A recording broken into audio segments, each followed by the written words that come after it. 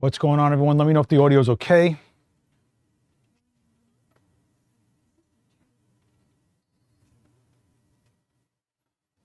Let me know where you guys are from. Hit ready in the chat. Let me know where you're from, what you shoot with. Let me know if you're new to this channel. I think we just got a bunch of newbies in here.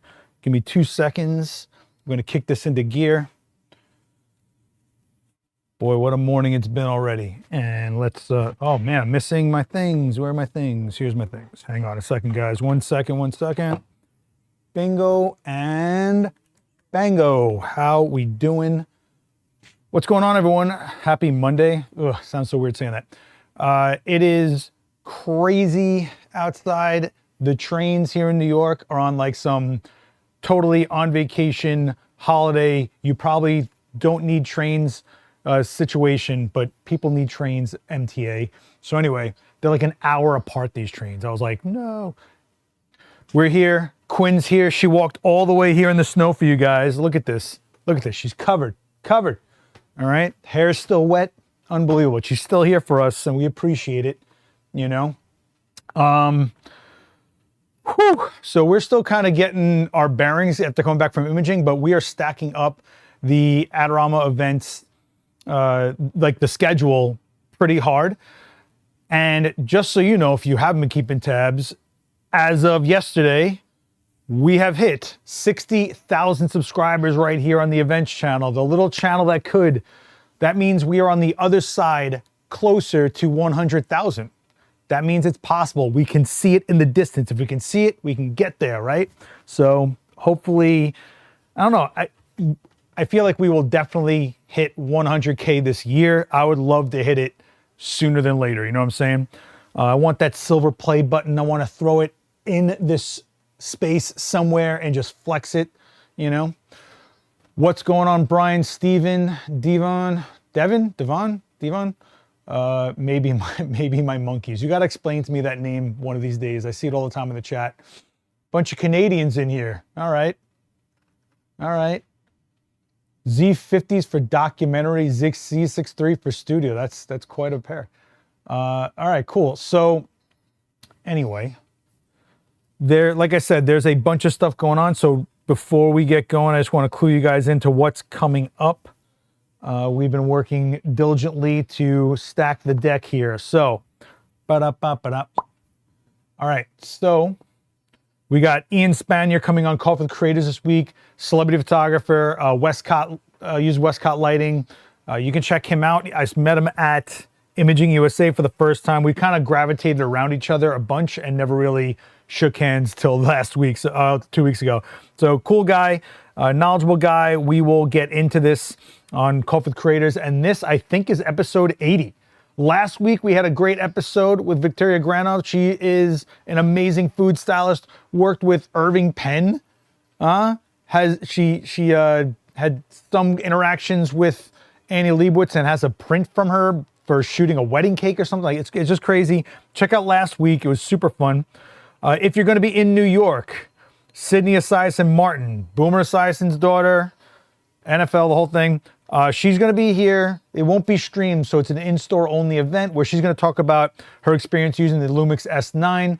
She shot, you know, family stuff, and as just like an avid photographer herself, she shot with the Fuji X100 series, and now she's moving into the S9 from Lumix. So we'll just hear from her about what she likes about that series of camera, how she goes about photographing what she photographs, and I think it'll be a nice, relatable chat. So if you're in New York, come hang out on Wednesday after Call for the Creators at 5 p.m. Daniel Norton returns on Thursday. This is understanding the mode dial. We overlook this a lot, okay? I think we have to kind of come to grips that even flagship cameras have P on the mode dial. Like it's a thing. But what is that mode dial? Should you just write it off and throw it on M? Are there reasons for shutter priority, aperture priority, or even program mode? That's right. Daniel's going to walk you through it. And listen, I'm a believer. Yes, all of the longtime pros know what's up with aperture priority, shutter priority, but we're going to really break it down. What's up with that mode dial, when to use what, how to optimize the modes, all sorts of things. So don't sleep on that. And then February 4th, I got Jeffrey Berliner coming in here for Call of the Creators. This is the madman of New York. This guy started a nonprofit to teach people how to do wet plate and large format. I want to say tin types and all sort, whatever wet plate. I mean, that tin type is a wet plate. So he actually taught famous photographers like Victoria Will to do these processes and stuff. So it's very cool to have him in here. He was on here a long time, like I think like episode 12 or something on this series, the live view that we do every Monday. He just walked in, I grabbed him. He Frankenstein's such cool stuff together. Vintage lenses with mirrorless cameras and all sorts of stuff. He's a very cool guy, a little crazy. I describe him as if Jim Henson made an old school photographer. That's what you got here with Jeffrey Berlin. Very, very cool to have him come in. And Ab Cisse returns to the event space February 5th. 10 lighting setups in 1 hour. That's not, you know, what's that? That's not one every 10 minutes. That's like one every, what, 7 minutes, I think? 70, every 6 minutes? Every 6 minutes, yeah. 6 times 10, 20, 60. Wow, I am a joke. So, you know Ab. Ab has an amazing quote-unquote masterclass compilation here on the Events channel. And you can throw him on for 3+ hours at a clip if you guys want to get acquainted with him. And then February 11th, Susan Stripling's going to be in here photographing wedding details from rings to the room. She was named, I forgot when, but she was named one of the top 100 wedding photographers by American Photo. So she's got some flex in that. So yeah, we're stacking the deck and we're going to be adding more as we go forward. Obviously, make sure you scan this QR code and stay up on the Adorama Events link or add Adorama on Eventbrite. You will get notified when things are posted. And if you can make it here in person, you guys know you're welcome. I mean, should I do the thing? I'll do the thing. I'll do the thing. You guys know, of course, I put a light right in the way. You guys know you're welcome here, 42 West 18th Street. The bins are in full effect. Make sure you stop by before Maury takes all the good stuff. I'm not making a joke there.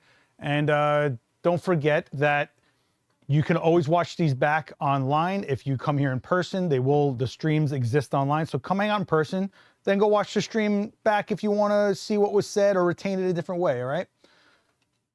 All right, I feel like I did the whole song and dance for you guys. What's going on, Brad? How you been, man? Edgar, Michael, what's going on? Maybe my monkey says a play on when you realize those are your monkeys and it's your responsibility to manage them. Fair, okay. David Von Grad. Okay, so it's not Devon. I always thought your name was Devon or Devon, but I guess I should have realized that just really taking out the E doesn't really do much for the name. So cool. Thank you so much for being part of this. And listen, I'm happy you're part of this 60,000 subs too. This channel cannot exist, and this channel will only get better as you guys interact with it. Meaning, numbers go up. I can totally make cases for resources. I can get more brands involved and get more things going in here. I can get some guests in here that feel like it's worth their time. When the numbers go up, people are more likely to engage and be part of this channel. And I am doing these Monday streams basically as like a heartbeat so that this channel stays active. Even when there isn't an event, you at least know that on Mondays we're live. You can jump in here or you can watch it back throughout I know that everyone can't make it here live. I do hope that these streams can get a little bit more, I guess, viewership. They hurt, but I know why they hurt, because there's no actual topic. People can't search for the topic. We don't know what we're going to get into until we are live. And don't forget, you guys, this is an Ask Me Anything. So go ahead, let me know any questions you guys want to get into. Actually, I should check the question sticker I put on my Instagram. Let me see. Okay. I love how there's like 1 billion likes on the question sticker and then no questions. It's amazing. So I actually don't have any questions on the question sticker. No, I appreciate you guys. Oh, Kathy, how are you? Hope you're doing well. I know you went through some stuff lately. Hope you're well. We're gearing up for WPPI next in Vegas. That is the first week of March. I'm going to be on the Pro Photo Lighting Summit stage the day before the show opens. Then I will have a stage, I want to say Tuesday morning, 9 a.m. I'm going to be running back, and for the final time, the cinema lighting demo that I do. If you've been in that room, you know what's up. This is the last one I'm going to be doing for that one. and I am planning this to be my last trade show stage for a while. I got to take a break. You got to let some other people on those stages. I've been doing them nonstop for like 6 years. So I'm just going to hang back a little bit and see what else I can do at those trade shows besides a platform class. Might be on some podcasts. I don't know. I really don't know. You should think of doing a remote from Miami. Takes money. You want me to walk out of here? I have to figure out a way to get it funded. And I don't want you guys having to sit through 1,000 sponsors and stuff. Not to mention, it's like a week out of my life to go do that. It's tough, guys. It's tough. All this, I would rather keep things consistent than burn out resources and time we don't have to do things once in a while. Does that make sense? So, hoping for better weather so I can get to WPPI. It's a month away and it's in Vegas. I'm going to say the weather's going to be fine. Can you change the title after the show? Yeah, so I do change it. If you look back, I changed the title to everyone and I changed the thumbnail to everyone after the fact. It's just, I think it's just one of those things that, because it's live format, it doesn't get served up like the same way as like a concise edited video that has completed watch time. So think of it this way. On YouTube, watch time is everything. So let's say you have a 10-minute video and people watch 9 minutes. That tells YouTube there's 90% of that video is being viewed. People are locked in. They appreciate the video. If something is an hour and a half, and people only stick around for 15 minutes, that's like 15% of the video being viewed. It tells YouTube maybe this doesn't need to get circulated so heavy, only circulate to the people that you think would definitely lock in. This being a photo related channel, it's not going to go to like the mass audiences, right? So like, for example, one of my most viewed videos of all time is a 2-minute video where I show you guys how to hang a backdrop without any light stands. And you may have even seen that video. That went bananas because people watch the whole 2 minutes. It's something people are searching for. How do I hang a background? How do you hang a background no stands? If I don't have stands, how do I hang a background? And that'll come up, right? So, and it's no secret, right? But these aren't really meant for mass circulation. These are meant for you guys to always feel like you've got a home. To feel like you've got a home, you can come hang out on Mondays, you know what's up. If you missed it live during the week, you can pop it on. You know, it's something to hang out with. It literally is that. And I think even if the numbers aren't huge, it's important to have formats like this because we have nothing else in this format. I used to do this on Twitch, remember? And I think just hanging out and conversing back and forth is a lot more important sometimes than just a concise answer to a thing, or the fact that I do the demos of the answer in front of you, I think kind of builds audience trust and all that stuff. Quinn, I gotta tell you, Quinn runs hot, man. She's like, I wear a tank top every day. Look at this, crushing it. You should do a couple of those quick, cheap view journey. Listen, that's not what this channel is though. There's the main channel that has all the curated videos that are nicely wrapped in a bow for you guys. This is the channel that's live. This is the channel that's on the spot. This is the channel that's more of an engaging point rather than, honestly, if you look at this channel, if it isn't live, then it is something that was live compiled together, or it is something that literally was an event like a workshop that we did that we think you might want to know about or get to see what it was about in case you couldn't make it. We are totally aware that not everybody can come to New York here, okay? I told myself if I ever get you, Daniel, and Joe McNally in the event space this summer or next, I want to come from Northwest Canada to be in one of those chairs. They're here for you guys. And it's kind of amazing to see where everyone is from. When I don't recognize a face, I'm like, where is this person from? It's amazing to hear where everyone comes from to like make a pilgrimage here. And then you all say the same thing. Oh, the space is a lot smaller than I thought it would be. Just for reference, that is a standard 9-foot roll of paper. And we're in a square. Technically, it's not a square, but think of it as like 10 by 10 in this area, right? Think about it. Are you planning to do a show on old photo equipment that nobody knows anything about? Every now and then, I've pulled out some from my personal collection. I think was it the first or second episode where I pulled out the fingerprint camera?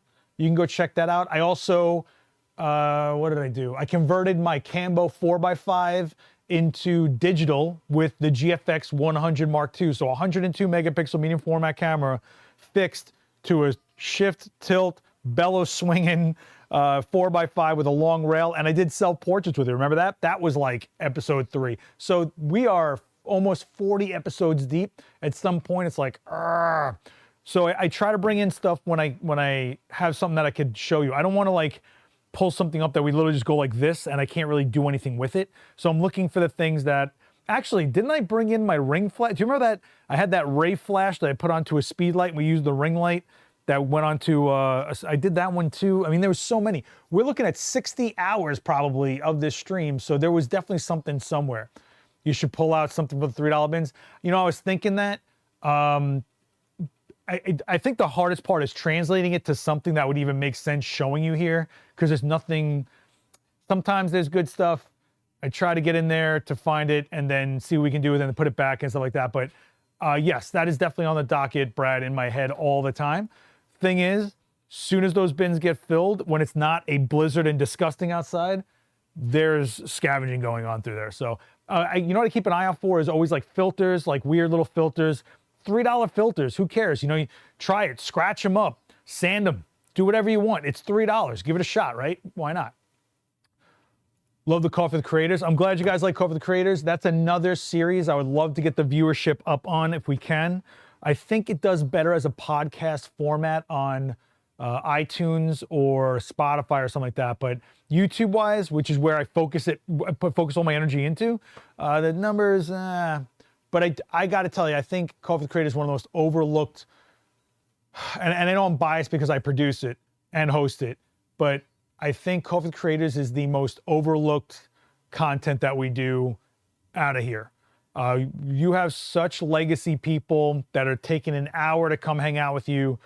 You should take advantage of it, you know? So that's where I'm at on that. Why is this not updating? What is going on here? For the lighting summit at WPI, are we photographing too or just watching? It's a stage. Literally, they give you basically desks, which is kind of wild. Whenever you walk into a demo or a stage and there's desks, you know you're in for it. I tell everybody, take those little GoPro tripods down, no Gorilla Pods. I don't want people filming me. This is what you're here for, is this, right? So no one's shooting, it's not hands-on. However, after the summits, they're shooting bays and then you go shoot, and anybody who's on stage is like right there to kind of run swing for you guys, like help you guys out or whatever, the best that we can. Obviously, we don't know what's, I don't even know what the setups are at the shooting bays. That's up to Pro Photo to set up. And but the actual summit is literally banger after banger guest. Me and Joe McNally are hitting the same stage. Can't remember who's on that stage also. Can't remember. But yeah. So if you're going to go to the summits are kind of the more dedicated intensives. There for I think it's like, I want to say it's like 100, 150 people, and then they do a cutoff. And then there's the lighting summit, the portrait summit, the wedding summit, the boudoir summit, and oh, what is the other one? I don't remember. Maybe there is another one. I could be totally wrong. It is cool that you bring in people from different genres, lots of perspectives. That's the whole point. The way I came across with Coffee with Creators was, what about that kid in the small town that isn't around a bunch of other creatives? You want to know what type of people do this, what mindsets, take away that mystique barrier of how do you get into this? What is it really? Those side conversations, it's that sitting at the table feel, and that's why it's live, so you guys can jump in there and be part of it. Otherwise, we could do boring, edited, clean, polished stuff, but it's live. You guys get in that chat, you say whatever you're gonna say, you ask whatever you're gonna say, we have to deal with it, right? So deal with it. We have to respond to it, I should say. So I think it's one of these resources that I just completely overlooked. We've had such unbelievable guests, you know, Emmy-winning special effects artists, digital illustrators, directors, the New York Rangers photographer who never spoke about it ever. He's the only guy in the world shooting the Rangers, you know. I'm working on some other guests right now. Hopefully, I don't want to like say without having confirmation, but hopefully if I get a couple of yeses for February, you'll be seeing a really nice stacked deck on that one. I'm really psyched Jeffrey Berliner's coming.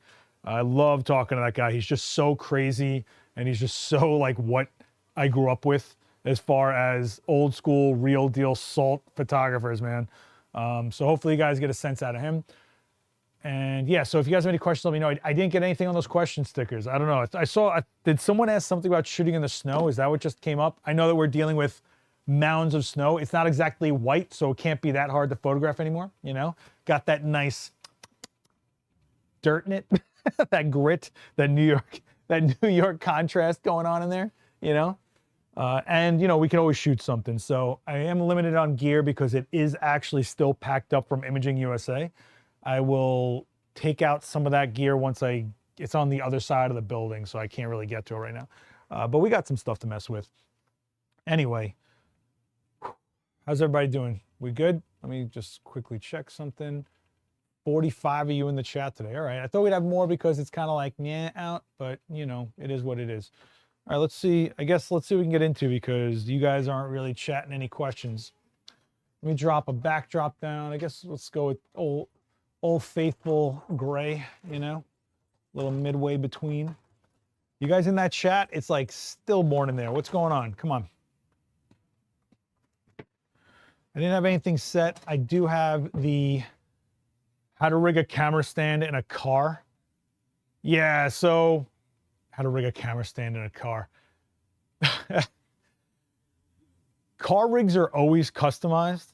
If you're talking about cinema bolted to the back of like a trunk or the hood of a car or something like that, but if you're talking about literally like staying inside of a car so that you can stay warm, I mean, honestly, what I would do is run a monopod. If you're not looking to have the same stable shot all the time, run a monopod, get it to the ground, and just lean on it like you're on the sidelines. You just happen to be inside of a car. If you're really trying to stay warm like that, I don't know. Can we try to mix gels? Have you done shoots where lighting only coming from one side? We've done a lot of those. All right, so you're just worn out from shoveling? Okay, don't you know this is where the kids make their money? You pay the kids. How am I gonna raise the next photographers if you don't pay them to shovel snow so they can buy a camera? Come on, guys, what are we doing here? We can try to mix gels if you want. You wanna do light from one side. So if you wanna do light from one side, are you saying you want it to go light from one side and go to black? Or are you just trying to say you want like a nice split light period? Like what are we doing for it? So if you say lighting from one side, keep elaborating on that. What is it you want to gain from light from one side? Right, so we can do this, oh my gosh, 3-foot strip with a grid, which will definitely localize the light. That background will definitely go dark. Could do the 3-foot octa, which will give us more real estate to bounce back any light that is flying past Quinn. Oh my gosh, right? Bada bing, right? This is what I got working with. Oh man. Light from one side going to black. Okay, so now the question is, do you want me to make that background black without using a black backdrop? Or are you asking to work with a black backdrop? Okay. I'm borrowing a white beauty dish before I buy it. What is the best way to evaluate it? Shoot with it and see if you like what you're getting out of it. The difference between a white beauty dish and a silver beauty dish is going to be your specularity. How much snaps back, because a white beauty dish in essence will, I don't want to say diffuse the light, but it will scatter the light more than a silver beauty dish will. Therefore, you will have less intense highlights, less of a snap, but you should be able to gain the shaping that you want, that you would get from a beauty dish, that even hard light shaping ability. So, you know, start noticing the subtleties. If you really want to see, if you're borrowing a white beauty dish and you want to see what happens, here's what I'm going to tell you. You're going to think I'm crazy. Line it with aluminum foil and then take the aluminum foil out. It's not going to be scientific. It's not going to be the best example for you, but if you really aren't sure what white beauty dish looks like as opposed to a silver beauty dish, make that white beauty dish silver, throw some aluminum foil in there for a little bit, you know, see what happens. Black without having a black backdrop. Okay. let's get into that. Gaston, any thoughts on shooting with Fresnel lights like old Hollywood portraits like George Hurrell? What thoughts would you like me to address? Like a Fresnel light, a Fresnel, I should say, actually, I think episode 1 of this, we shot with a Fresnel, right? A Fresnel cleans up your light. It really makes things even, hard, but it's a clean light. Like it's not scattering. It's not hitting a center point. There is a lot of photographers will tell you the one word you will hear is it homogenizes light. It just kind of takes out all the artifact that that light would get produced. Okay, let's start off with a raw light because why not? The first thing we're gonna want to do is the position of our subject to that gray. If we don't want that gray to be gray, we want it to be black, we have to make zones, right? The closer the light is to Quinn and the farther this setup is to the background, the less that exposure comes into play. Let's break this down. This is actually pretty good.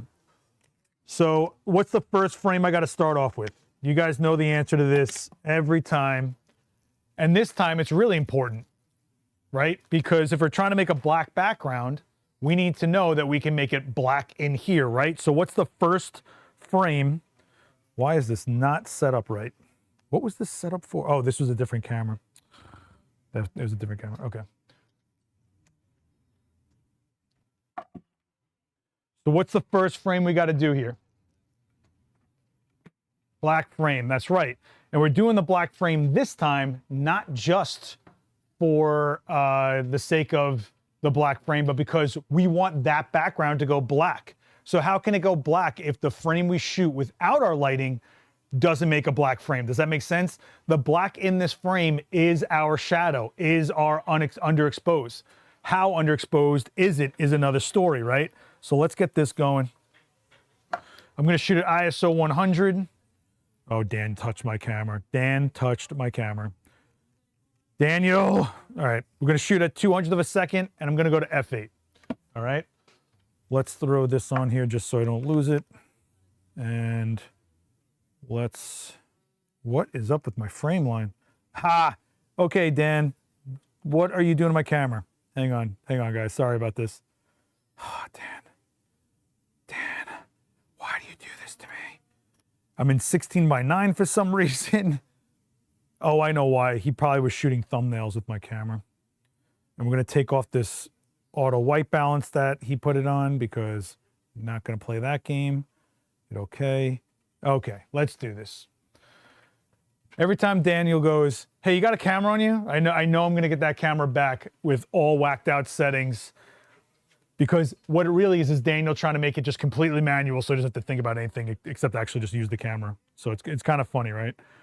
By making it as manual as possible, he messes up my interface. Anyway, let's get a black frame in here. Let's take a look at Quinn, get myself some room. All right. Let's change that really quick. Okay,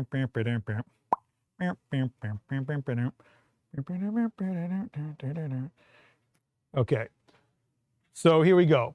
Black frame, right? I'm seeing a little bit of her, right? Can you see that? There's a little bit of detail of her hair. However, that background is black. So let's quickly take a look at where we're at. So we're about 2 stops under. I have every light on in the event space right now. I could probably shut off a couple of them, but like you guys usually see me shut off these blue ones overhead and we turn off when people are shooting in here because I want the projector to come up. Actually, you know what? Why don't we do that? Because they only got about less than 2 stops of room in there. So I could close down. I could do a couple things in camera, but if I got control over the lights, why handicap what's in my hands when I can just mitigate what's going on overhead? So let's take this off, let's take that off, and let's take this off. And then let's try this. See now, it's a little bit more. Let's take a look at what that actually did. So let's take, first of all, why is my screen out here?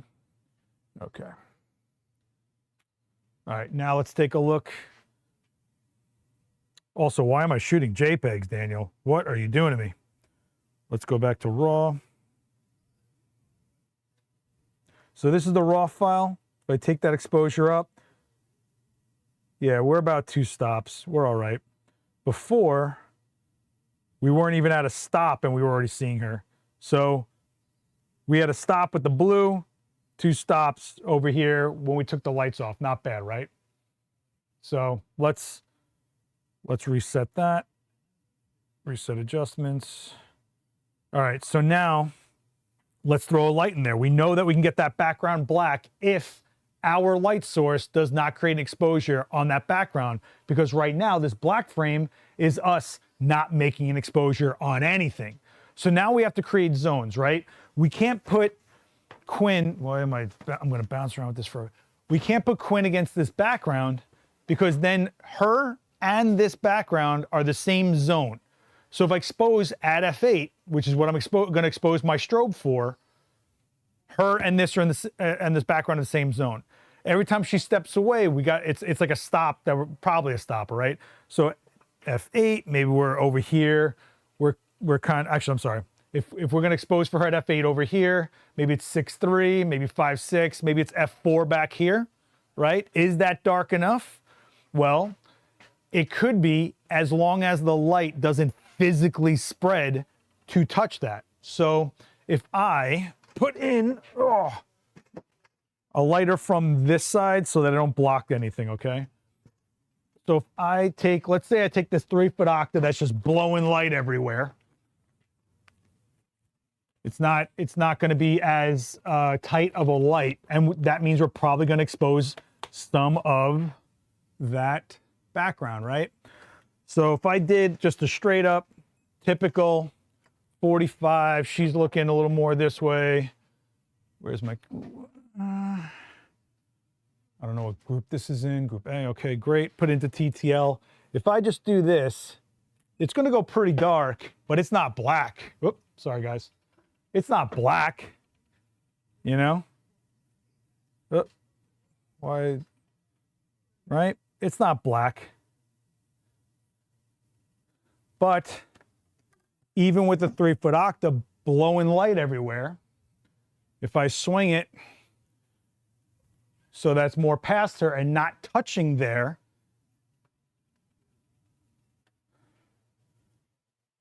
right? TTL, bada bing.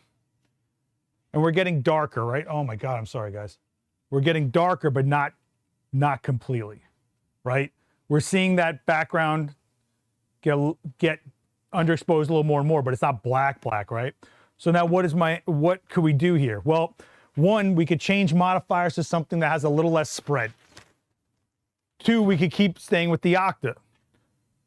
If I stay with the octa, what I'm gonna do is I'm gonna pull it back even more, right? Pull it back even more, which means I'm going to ask Quinn to step away from that backdrop a little bit more, right? And the closer this is to her, the farther it is from here, right? This might be maybe a little over a foot from her, but she is a little over 6.5 feet away from the background. That is a big discrepancy, right? Now let's see what this does, right? Let's take a look at her. Look at that. Boom. We started here. We were here, and now we're getting darker and darker, right? You could flag the light. You could. But we're not doing that right now. I'm doing the least amount of throwing things into the mix by just moving the light. So instead of me having to get another stand, find a gobo, get a flag, figure out where the flag goes in, change my framing because the flag might be actually inside the frame because that light is now a foot from her, right? Don't forget, we are this close, right? I put a flag here. What if it starts creeping into my frame? That's another thing I gotta worry about. So before I throw things in there that make me worry about other things, do the easiest denominator, which is move the light. Move the one thing you're using and the thing you're shooting, right? We wanna go even darker? Okay. I'll pull this back even more. I'll pull her to me. And this is with a 3-foot octa, right? So I'm going to be up against these light stands that have nowhere to go, of course, but it's okay. We got some room. And here we are. Black background as opposed to this gray, right? I should have shot that gray one closer, but whatever. Right? So this is just on principle of light, not throwing more things into the frame. What if Kathy was like, well, I don't have another stand. I don't have anything that can block light around me. What would she do, right? Well, let's say you said to me, okay, Seth, that's cool, but I don't have this much space to work in. This is why another type of modifier might be the go-to here. So if I take off, watch your eyes, Quinn. If I take off the octa and I throw in a gridded 3-foot strip, 1x3, we're gonna drastically minimize that beam angle. And you could take that octa and throw a grid on it. The reason I did it, I literally don't have a grid right now for that octa. So let's put her back in the position we had her in. And let's see if this fixes or does things that we want without having to have all that space. All right, let's see what happens here. I'm gonna put on this. So let's take a look. What do you know? Going back to position 1, where she was over here, I should just crop this so that it makes more sense, but going back to position 1 with the 1x3 strip completely mitigated anything I did distance-wise with the 3-foot octa. But if I was in a position where I only had the 3-foot octa and I was trying to get that black background, but look, basically the same style of light on her to some degree. It's a little more open, obviously, on the left, which is the 3-foot octa. But all things considered, we went from this is a 3-foot octa, that's a 1x3 strip. The difference, her distance to light and her distance to background. But if I didn't have all that, if I didn't have any real estate to work in, I know that a smaller modifier with a tighter beam angle and a grid to minimize the spread of that light will give me more control and therefore will not create an exposure on that background. But that on the left, right? On the left is a 3-foot octa, on the right, 1x3 strip. And they look virtually identical. So does that give you an idea what we're talking about here?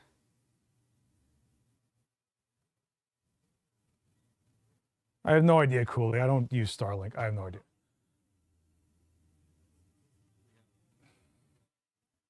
Brian, I don't know anything about pricing on software. Sorry. Just go to Capture One's website. I have no idea.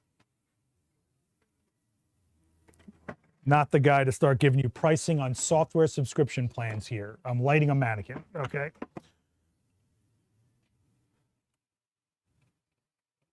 So, and was anything there a guess? Was I sitting here going, oh, let's try 40 things and keep on shooting and looking? No, we knew what to do here, right? Create zones. If you can't create zones, in a weird way, you can think of a tighter beam angle light creating its own zone in less space. Does that make sense? Like you're literally creating your own zone here.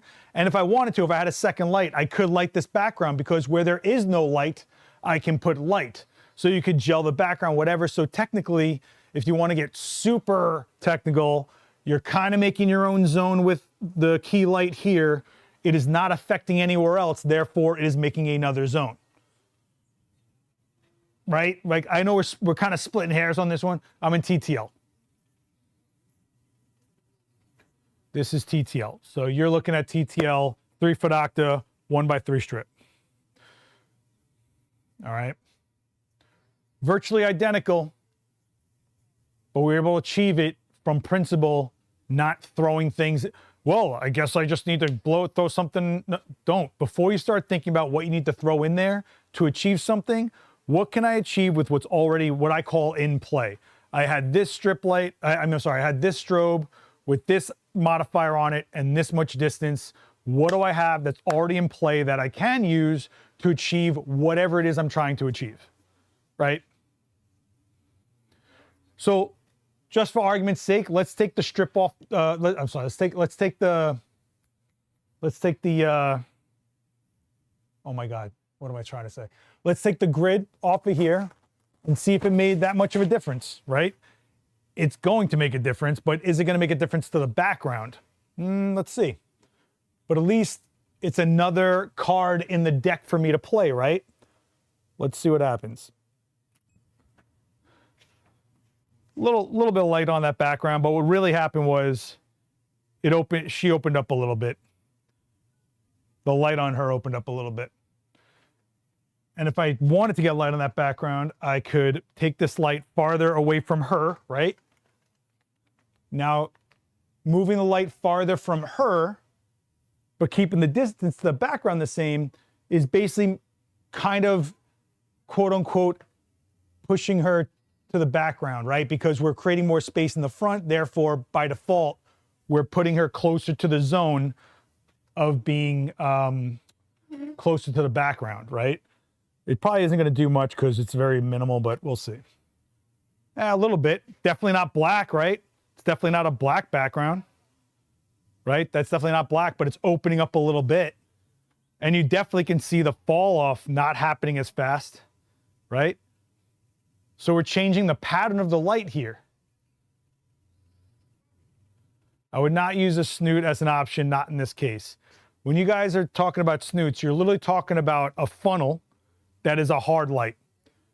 You will then change the size of the light, which will make it harder. Will take away the diffusion, which will cause specular highlights. I think people are quick to go to snoots because, like, you put lights into a setup and you see light go everywhere, and you're like, whoa, how do I control that light? And then someone tells you about a snoot, and you think like that's the only option. But the reality is, you have so many other options. In fact, even the style of your softbox is an option. So when I pull out softboxes or I invest in softboxes, I want my softboxes to be recessed. And you have these like basically tiny little flags here that keep the light from spilling everywhere. There are some very special softboxes that are beautiful that go over to the edge, if not wrap past the edge, and you get this spill effect, which is really nice if you want more organic looking light. You want it to bounce off the floor, the wood floor, and mix up the color temperature a little bit. You want it to bounce off the walls and mix up a little bit. Totally cool. But if you want control, something that's recessed, you know? Hey, what's up, Ab? How you doing, buddy? Ab's gonna be here on February... No, is it February? Am I lying already? You're going to be here. You're going to be here February 5th. Okay. Ab Cisse will be here February 5th. So before we start going like, you need every modifier under the sun, really the first question you need to ask yourself is, what am I trying to achieve? Now, with what I have, can I achieve that? So in this case, when we said we want a black background, we're playing distance and angle games, and we got it. And so we were able to make a 3-foot strip virtually match. I can't even remember which is which, but a 3-foot strip virtually match a 3-foot octa. The advantage of the strip is that we were able to put, and don't forget, an octa with no grid on it to match a 1x3 strip with a grid on it. And we were able to achieve that basically by distance games. So the answer really to this situation is, if I don't, Gaston, give me a break here. The answer really is, if I don't have the luxury of real estate as a studio, right, then the smaller, tighter modifier will give me that advantage in a smaller space. And I can't remove the diffusion because these are OCF softboxes, they're sewn in. But guess what? Guess what, Gas? I'm gonna guess it's gonna be harder and less diffused. How's that?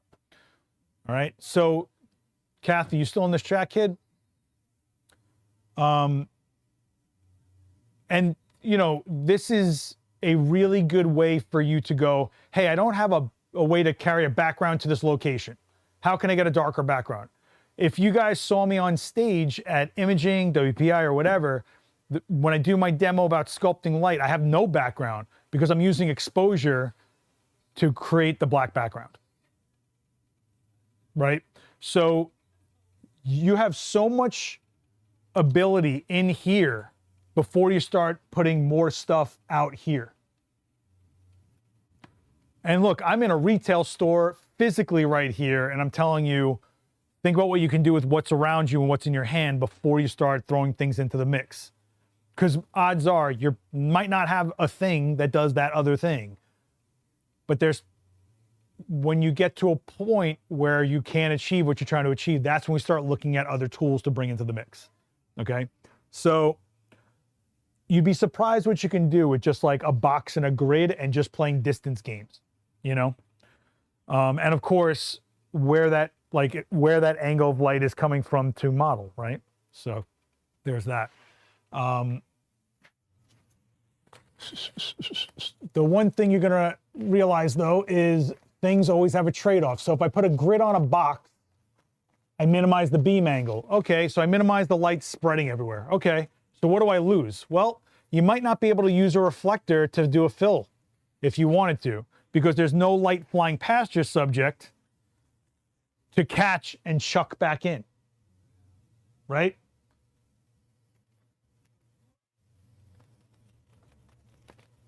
No, well, Ryan, that's pretty funny you said that. It's not that it's daytime, it's that those windows are open. So if you want me to make, here, check this out. Let's make it look like Dan's onset. Watch this, the magic. Oh, the magic. Look at that.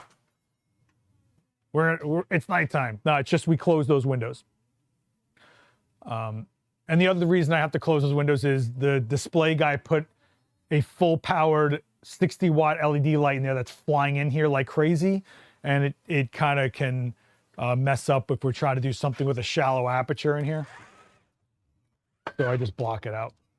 But what I try to do in here is I try to get not every stream, but every format of content that's like a series to have a different feel to it. So this is the sloppy, you know, all bets are off Monday stream. Daniel's a little more curated, the demos, right? And then when we do Coffee with Creators, we go this way, right? So that way you guys get like, we're maximizing the space, you get a feel of it. It's more dynamic, or it's not stagnant, you know? I always remember watching channels that always feel like they look the same, all the same, and then I'm not sure what video I'm even watching anymore because it just looks the same, and I'm like, I kind of, even on my own channel, you'll notice that I do different color gradings for my videos, or lighting completely to give it a different surreal vibe to it, you know? Always wondered, got one years ago with a light, I think it was used once. Oh, the Snoot. Yeah, the Snoot, like, what I will say about a Snoot is like, if I'm trying to add light to a space that I don't want affecting the rest of the frame. So for example, I have thrown a Snoot when I've lit jewelry on someone, like I wanted a beautiful, easier, softer light to the face, and then I will bang a Snoot onto like an amulet, or I don't even know, I can't remember. You know, last time I shot jewelry was. I'll do that, you know, just to think about it. Or one time I remember using a Snoot that will always stick in my head is I was shooting a huge set for IKEA. We built Manhattan out of cardboard boxes, right? And so we're lighting these cardboard box buildings, and then the very front was supposed to be like IKEA itself with the logo, but because it was so much backlit, it wasn't kicking, and you really weren't focusing on the fact that you were seeing IKEA. Also because it was so monotone, right? Everything is cardboard boxes, so it was brown on top of brown with more brown, right? And so you kind of lost the IKEA. Do I have that frame somewhere? Let me just see if it's on my website, because I haven't updated my website in like 20 years, so it might be. Let me see if it's in here. Yeah, okay, so this was a Snoot. So you can see this bright spot right here because it just, this is a Polaroid, by the way. This is not the final frame. This is how long ago this was. I shot it on medium format slide film. This is the Polaroid, but you could see that there's a snoot right here. Otherwise it was all just shadow. We started underexposing one side of it to give it like there is an actual sun that is lighting up the city, but this was just not coming up and not snapping, and you just didn't see the IKEA there. So I ended up asking Carl from Luna Lighting to throw me a snoot on there. And then this was one of the newspaper ads I found that they used it, but they used it on the billboards. 2009. Oh man, what a world! What a world it was. But yeah, so that's one time I'll always remember that a snoot came into play there. Yeah. Show the thing of a snoot as a grid with one big hole. Yeah, you're literally just, and it's not even like focusable. People think snoots are like these spotlights, but it's not. It really isn't. A spotlight intensifies and, bang, All right. We're hitting the hour. Wow, this one flew. Jeez. I don't know what's going on with the last few days, but time has moved crazy fast. I feel like the last 3 days have been an hour, which is kind of nice for a change. Last wedding I filmed, the photographer shot the whole reception with a snoot.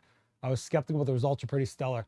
So he was probably like trying to isolate subjects with it, right? For whatever reason.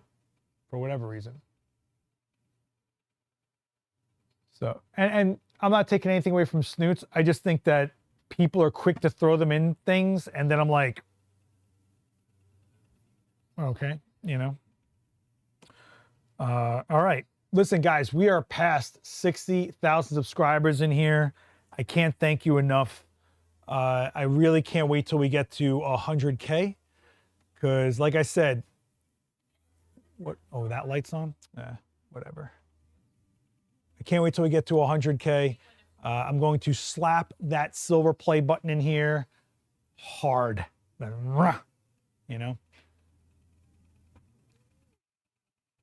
Yeah.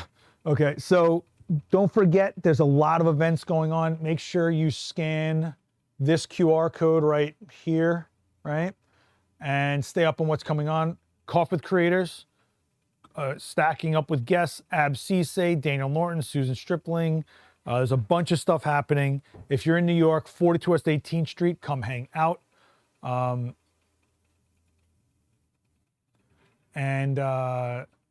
Man, you guys are snoot crazy.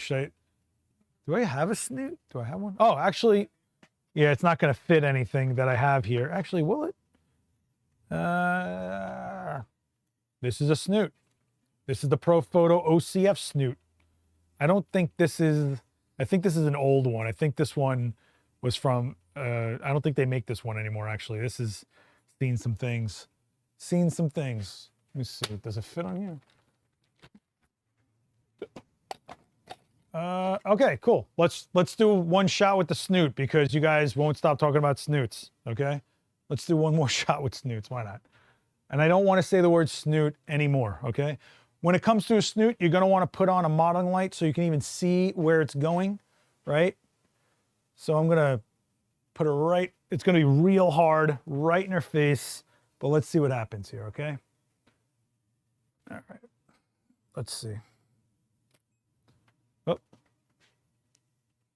So this is a snoot. Notice how there's still light going to the background. Also notice that we're seeing a shadow here. Why? Because it is a hard light source that is just chucking light.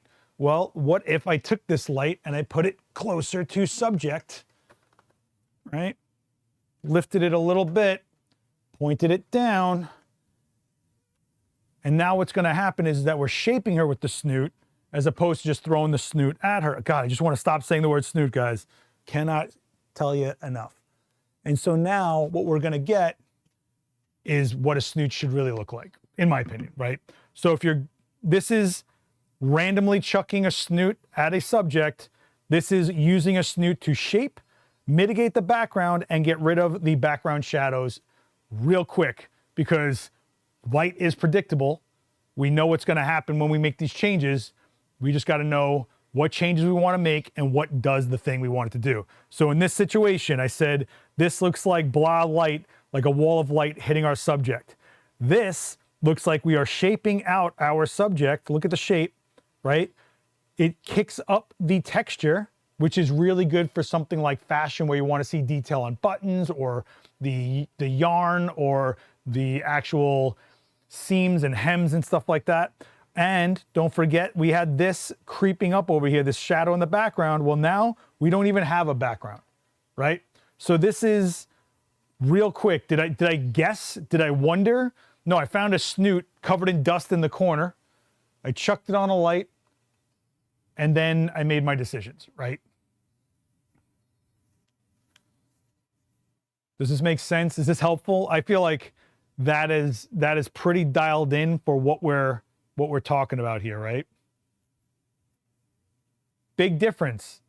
Did I change modifiers? Did I wonder what else I got in the bag? Did I go looking for things? Right? No, I said at least, I don't like the shadow pattern on her. I don't like that it's illuminating the background, and I don't like the shadow of her being projected on the corner. What will mitigate that? So I lifted the light up, I pivoted it slightly down, I moved it slightly closer. Moving it closer created faster fall off, right? Goes to shadow faster. Lifting it up changed the shadow pattern so that this shadow gets projected lower, right? And I pivoted it down because otherwise we're pointing it at the background and not actually where we want to shape her face, right? So every decision we're making is a step closer to what we want to have happen. What you want to have happen is up to you.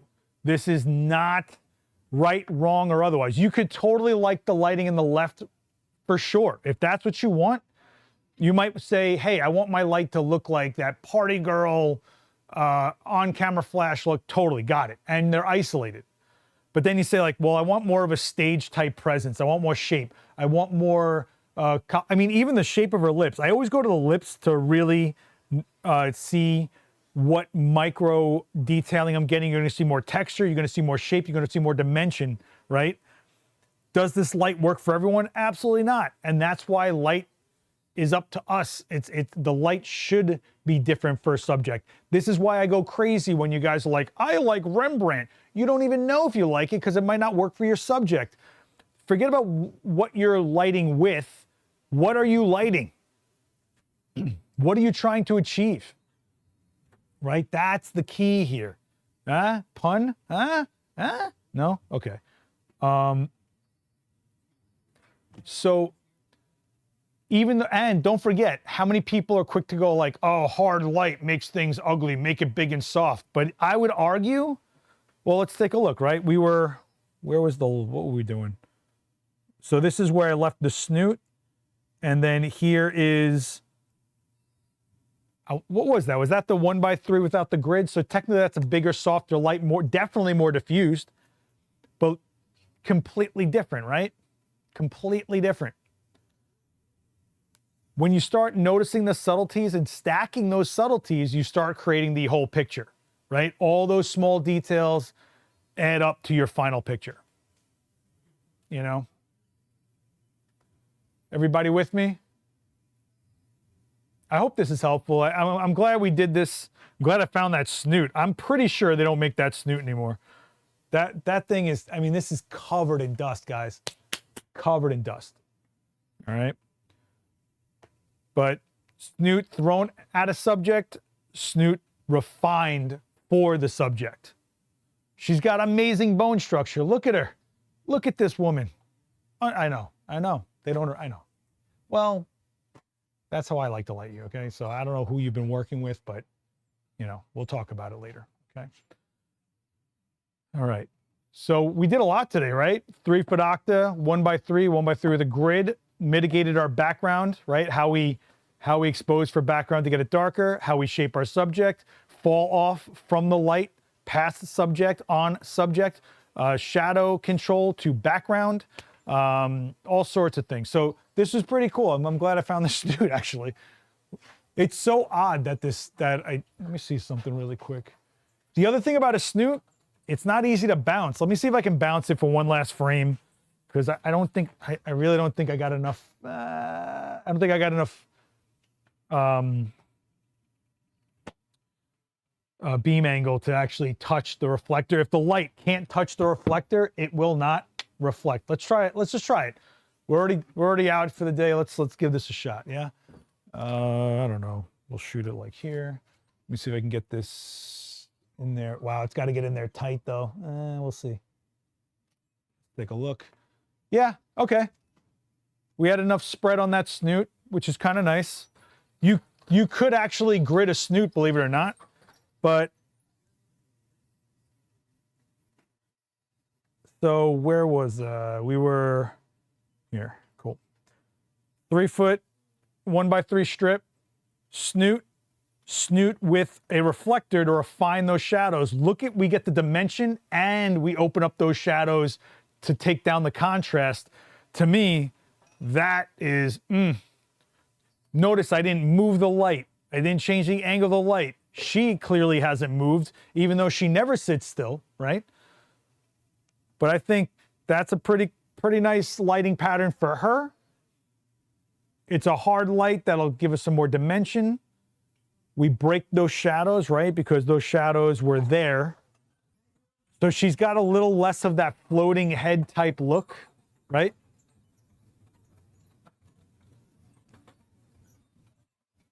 Softness on the right, hard on the left side. Yeah, so left is, it's a single light, Snoot, basically ripping a light right at subject, right? So now we created, listen, we were here, right? We were here, we changed angle of light, distance of light for this, and then we took that shadow pattern and we refined it to break open those shadows so the contrast goes down just a bit. And now we're sitting here, you know? And I guess you could bounce the Snoot easily if you point the Snoot at the bounce. You could, so if you want to bypass the, if you want to point the Snoot at the reflector, your light will then come from the other side, number one. So it'll be a completely different look. Let's do that, okay? I'm doing it for Barney. I'm just going to pivot it. Actually, it's not going to work, Barney. I'll tell you why. Actually, I'll show you. So this is not going to bounce into her because the light isn't spreading enough to create that look. So watch. Let's take this shot. So now this Snoot is going past her onto the board. We'll see. Maybe I'm totally wrong here, but we'll see. We'll see. I just don't think it's going to do what you think it's going to do here, but we'll see.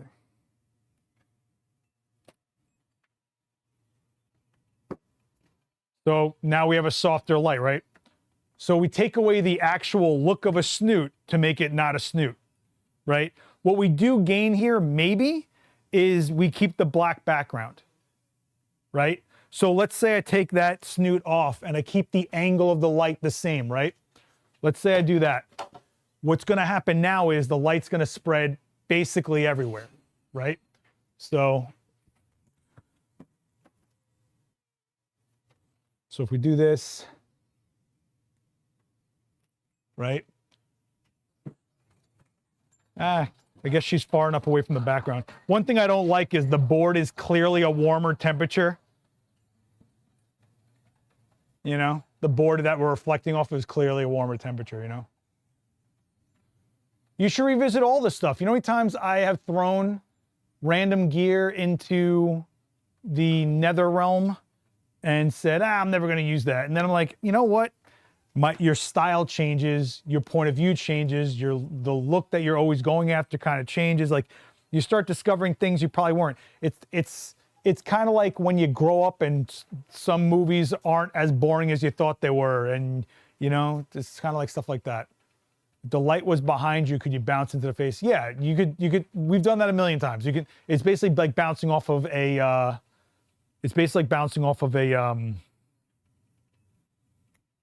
A ceiling. Wow, I'm fading. Oh my gosh. You know? But personally, I think this is the refined as opposed to this. This is soft and everything, but if I'm gonna pull out a Snoot, I want the hard look, in my opinion, the way I work, right? If I pull out the said hard device, I want to use the hard and refine it. So to me, the left gives me a lot more of her. The right, softer, sure, but you know, I could do that with a box. I could just throw a box over there and be fine. All right. But neither is correct or incorrect. This is style. This is subjective to your subject, right? What is the goal? What are we trying to do, right? So, all right, I'm going to leave it there, guys. If you're watching this on playback, I keep forgetting about the whole like comment a food thing. What should we go with? What food should we go with? Trying to think what's like all over my Instagram right now that I'm like, oh man, that looks so good. Calzone. All right. If you were watching this on playback and you made it this far, hit me with a comment, calzone, so I know you made it this far. If you're new here, hit subscribe. I try to do this every Monday. I'm available at 11 a.m. Eastern. There are 38 other streams of this. So if you're into this, go check out those streams. For those who are asking for older gear and stuff like that, there's definitely older gear in this playlist. 4x5 cameras, fingerprint cameras, crazy Frankenstein contraptions. So make sure you guys go check those out. Hopefully I'll see you guys live for Coffee with Creators on Wednesday at 11. So if you didn't catch it, we're either live at 11 or 5 p.m. Eastern. 11 a.m. Eastern, 5 p.m. Eastern. You're either catching a demo, a podcast, a talk, whatever. Those are the two times we try to go. We try to go for it. Okay. I hope you guys all stay dry and warm out there. Hope you guys stay sane, keep each other together. Don't forget, Adorama has a Discord you guys can hop into, adorama.com/Discord. If you guys want to share some work, some insights, some whatever, feel free. I kind of want to get that, got to get those gears chimed again, you know, so that we can get that community together. So check out the Discord, see each other in the comments, talk to each other in the comments, share the videos around, get a friend to join you here, whatever it is. Make sure, it turns out there's no calzone emoji. What would it look like? It would look like, a calzone emoji would just basically look like, I guess like an empanada, right? Kind of? No? I feel like calzones are subjective. People make them more like a roll, and then some people make them more like a giant pocket. You know, it is what it is. Okay. I'm going to get going, guys. Thank you so much. I will see. Don't forget, Daniel Norton's live with the mode dial. I want to see you all in that chat room. Hope to see you in the chat for Abscisse. If you are not aware, if you found this channel but not the other channel, there's Adorama TV. There's also Adorama Cinema if you guys want to get into that. So we've got multiple channels going on right here, okay? Okay, you guys are getting a little crazy right now. All right, I will see you... What is today? Monday? I'll see you guys Wednesday with Ian Spanier, celebrity photographer, right here. Not here, Adorama TV, but right here, physically here, okay? Have the fire going in the stove. Nice, nice. I revisited Tears of the Kingdom. I threw the Switch 2 on, and I was like, you know what? I'm going to go just chill out and explore 3 levels of land. Anyway, all right. Is there anything else I had to tell you guys? Beep, beep, beep, beep, beep. I don't know. 42 West 18th Street. You guys know you're always welcome here. Hit the $3 bins for, you know, some people just kind of scavenge and take everything out of there. And I will see you on the next one. Later, guys.